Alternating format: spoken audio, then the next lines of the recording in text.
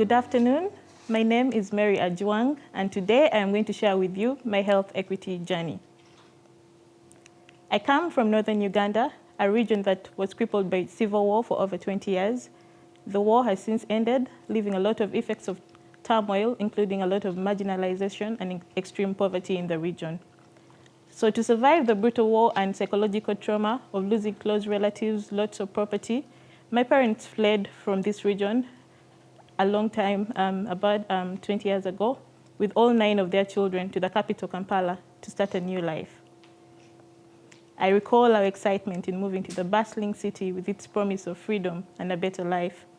On arrival, we were enrolled into new schools, which turned out to be a nightmare for my siblings and I, as we were intimidated by looks of disdain with the pupils who associated us with war and scorned us for our distinct darker shade and the different names from theirs. While this experience took a toll on me and my siblings, I chose to channel this energy into a force that drove me to excel in the academics and spurred into me a spirit of friendship that got me to win both local and international scholarships.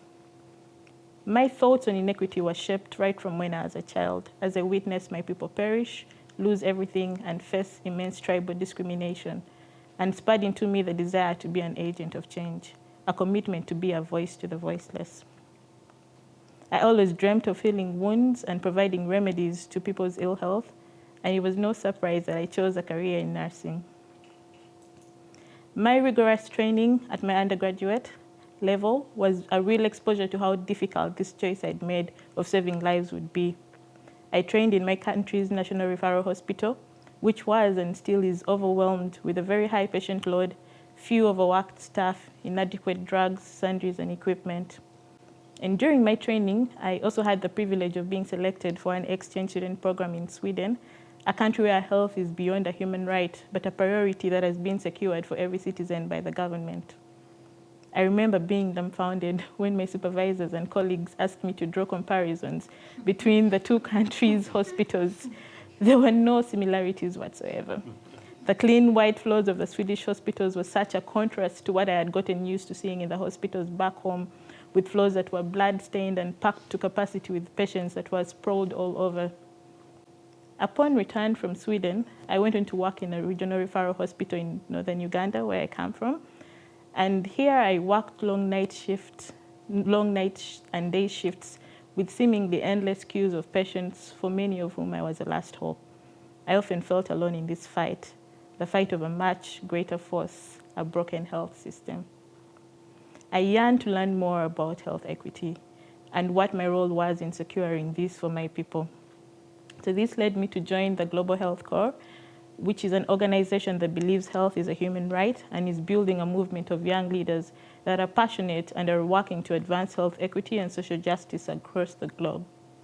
During this fellowship, I coordinated the Save the Mothers program, where I applied my skills and experiences to improve maternal and newborn outcomes through capacity building of frontline healthcare providers in 10 rural hospitals in Uganda that are serving over 40,000 mothers and their families. While I learned a lot about health equity and social justice as a Global Health Corps fellow and immensely enjoyed that experience and work, I found that I was addressing gaps at the patient and demand level, but minimally countering the issues that the healthcare providers were bearing, issues that I had actually faced personally that were detrimental to the health workers' spirits. Among the myriad challenges faced by health workers in Uganda are severe shortage of basic supplies, insufficient and sometimes non-existent salaries, and substandard working conditions. But a really key obstacle that was voiced by these healthcare workers was their unlawful arrests by both political and community leaders for maternal and even other deaths that they were unable to control, that were really beyond their control. So instead of being counseled and supported through the trauma of losing a patient, they are dragged to the local police station, humiliated, and locked away with limited access to legal advice and redress. This really has aggravated the demotivation amongst these health workers and has left many maternity and other critical wards devoid of staff. I was afraid because I barely had any solutions to this highly politicized problem.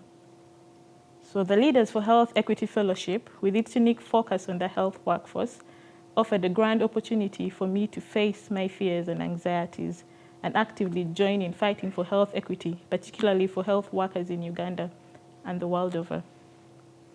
Through the fellowship, I have learned to push my agenda of protecting health workers' rights across multiple levels of leadership. I've known which stakeholders to engage and why, and I've learned the value of networking to achieving tangible results in my project and even beyond. I've been exposed to mentors and more experienced people in the health equity sphere, as well as a global class that has altogether refined my health equity leadership skills.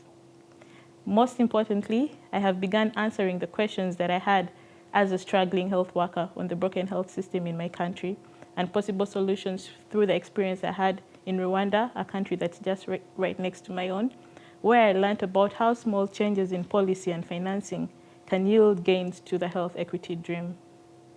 The Leaders for Health Equity Fellowship has re-energized my hope and has laid a strong foundation for me to champion health equity advocacy in Uganda, starting with the marginalized health workers, a journey that I continue to pursue. Thank you.